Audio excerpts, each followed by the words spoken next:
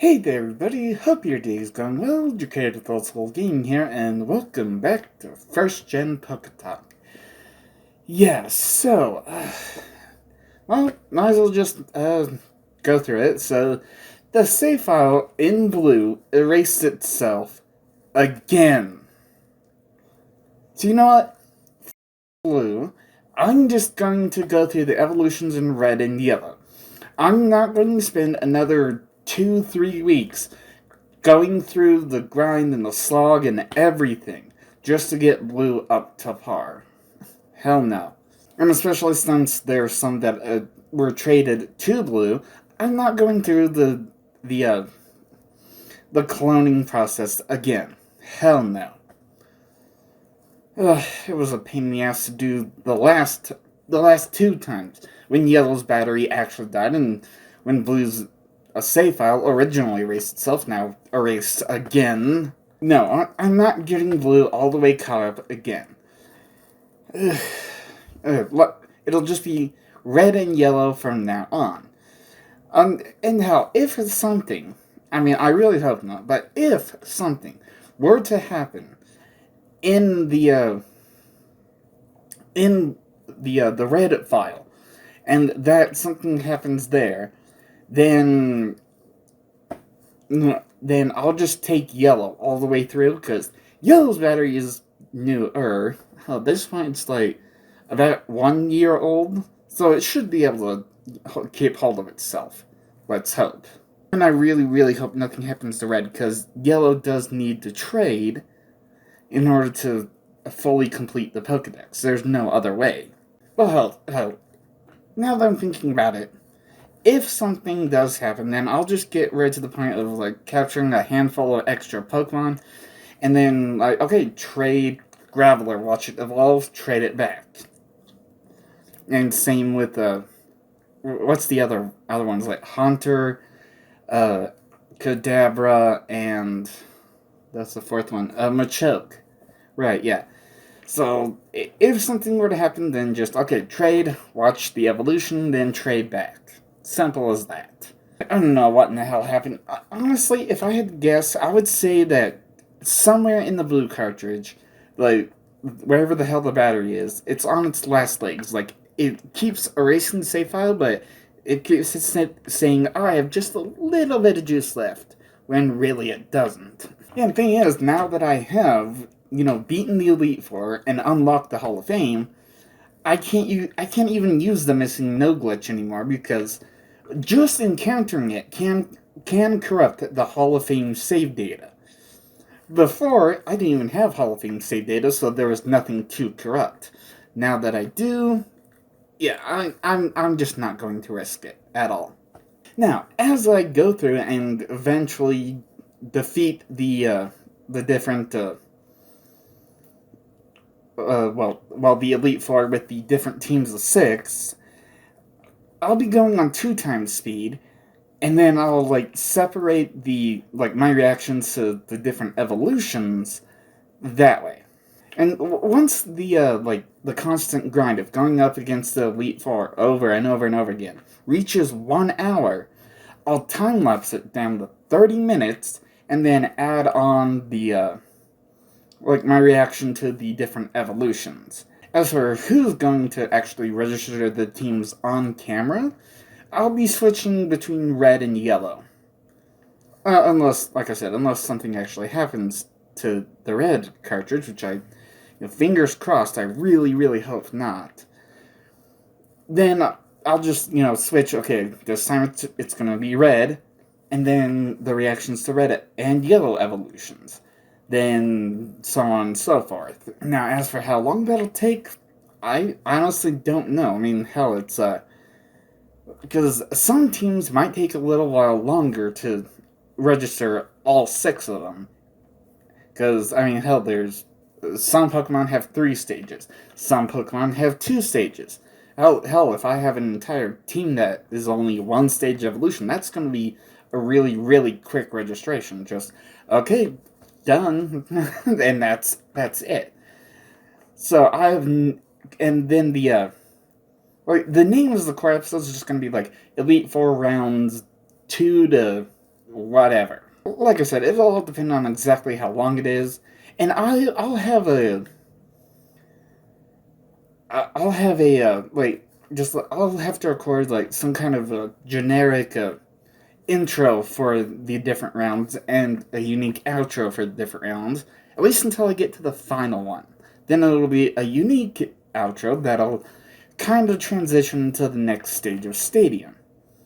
I mean, hell, right now there's only three more PokeTalks to go.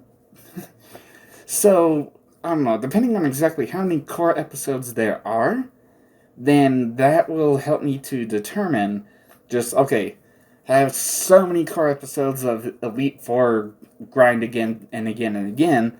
Then a PokeTalk. Then more Elite Four. Another PokeTalk. And I honestly don't know. I'll have to figure things out once I eventually get around to all that. But eventually I will register all 151 into the Hall of Fame. Whatever it takes. At least in yellow. Hopefully things go well. Now, well, it would... I was looking back over all my previous PokeTalks. It would seem there are certain TMs that I never went over. Well, okay, there are a few I didn't acquire, but meh. And honestly, I may have covered them at some point, but I do not have the time to go over every single PokeTalk video again and figure out, okay, what did I mention, what did I not mention? Because I'm just looking at the notes that I have. Well, I have these notes so that way I can stay on topic, not just ramble on incoherently into all different directions. I try to stay on topic. Okay, so there was Team 39 Swift. Swift, hell, it's kind of obvious, at least in red. I gave Swift to Meowth. Because, I mean, hell, I need to give it to someone. It's, a fantastic move. 100, well, actually beyond 100% accuracy, at least in First Gen. Because even if a Pokemon uses Dig or Fly, they can still be hit by Swift. So yeah, beyond 100% accuracy. And yeah, a good Pokemon to give it to. That was, of course, on Route 12, just below, just below Lavender Town. But at the end of that journey, all the way to Route 15, which is right next to Fuchsia City, I found TM20 Rage, which, yeah, I just saw that. Well, it can be kind of okay. It's just, okay, this Pokemon just used Rage, and now it cannot use anything else. Yeah, sure, I would call it almost like a Berserker move. Because it's like, oh, every time you get hit, your attack increases. Yeah, whoopity-doo-dah. You're still only using one move. Period. What's the point? I did leave, I think, 2 Pokemon with that move, just because they learned it naturally. Kind of like how Submission, Machop, blah, blah, blah. Yeah.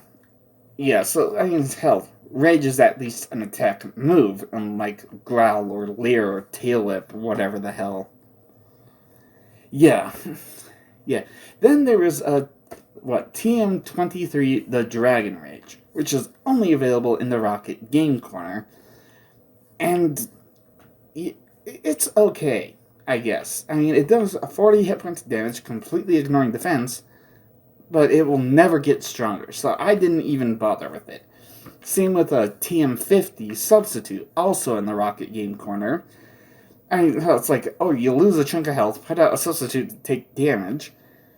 I suppose a good thing to the Substitute is like, oh, if the enemy gets a critical hit that would normally knock you out in one go, well, at least it doesn't actually knock you out. It just breaks the Substitute, and hey, come back with a chunk of health missing.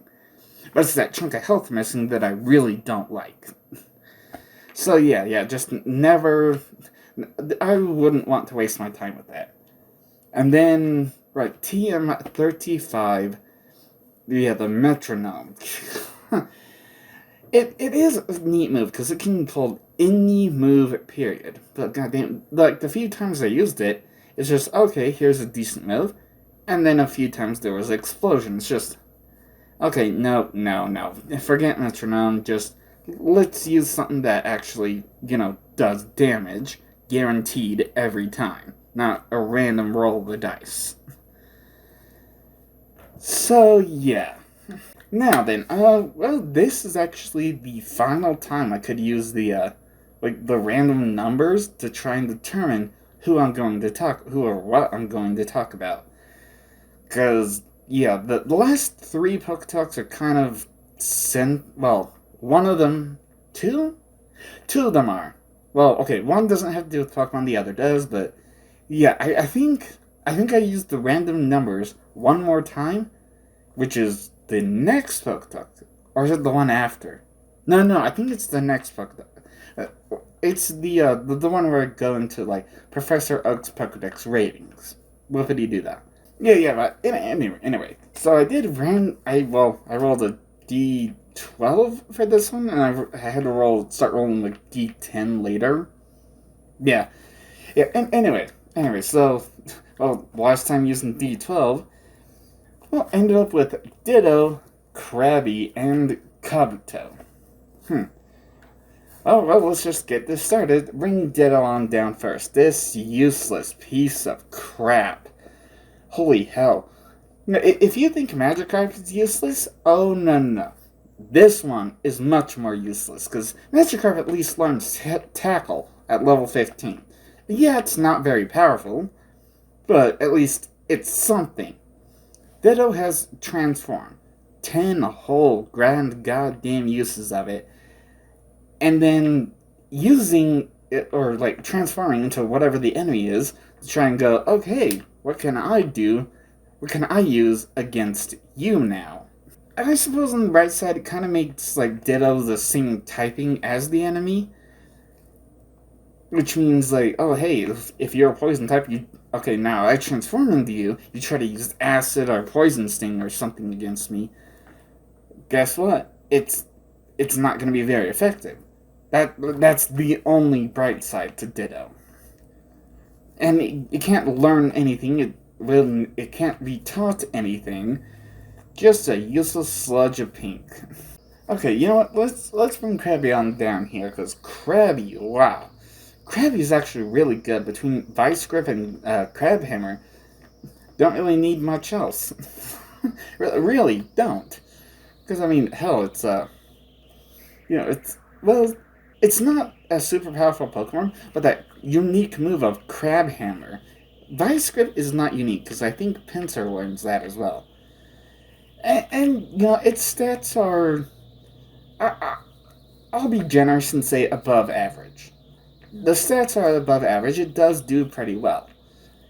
And then, evolving into Kingler, it gets the standard boost and stats that you would expect, and it's, a pretty decent Pokemon to have. Hell, if I was to say, a water type with some unique move that is actually good, because, hell, it also learns something like Stomp. I forget what the fourth move I left it with is.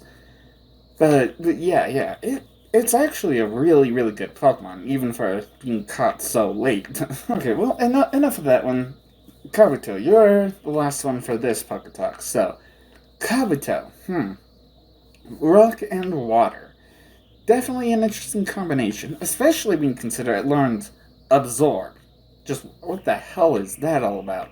It's a Grass-type move, and because it's a Grass-type move, Kabuto can't really use it that effectively. Even when it's, super duper effective, it's just not a powerful move. Because it's a Rock and Water type, not a Grass type.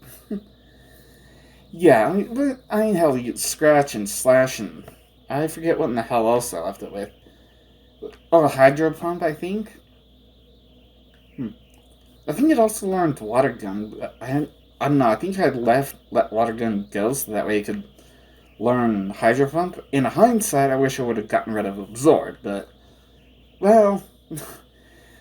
This is one of the Pokemon I really didn't know that much about until I leveled up and trained it, and I'm just, okay, so this is its ultimate learn set? Ugh. Kind of wish I, had hindsight beforehand. But, I mean, just being a rock type, it does have a very decent defense. And hell, even evolving into, what the hell? Kabutops? Yeah, I think the naming department might have slept on this Pokemon, because there's not too much of a difference in the name here. But, I mean, hell, it gets actually a very decent boost in stats when evolving. Because, I mean, how it goes from a little head crab into a walking scyther machine, a slicing machine, just, yeah. Oh, whatever. Still a fun Pokemon, and yeah, that's all there is to say about this one. And that's all there is for this PokeTalk. However, yeah, I've got to get these files, well, this one file, to where I need it, get all the editing done. Then I'll start on, well, the next backup. That way, everything's good for now. For now. Yeah. I'm just pissed about Blue dying twice in a row, but like I said, it's probably the battery just on the last legs. Yeah, I'll see you in the next one, and well, whenever the hell the next PokeTalk is whenever the next PokeTalk is. I'll see you there. Thank you all so much for watching. Don't forget to smash that like button, subscribe if you haven't, hit that bell so you can always be notified whenever I upload another video. And of course, have fun.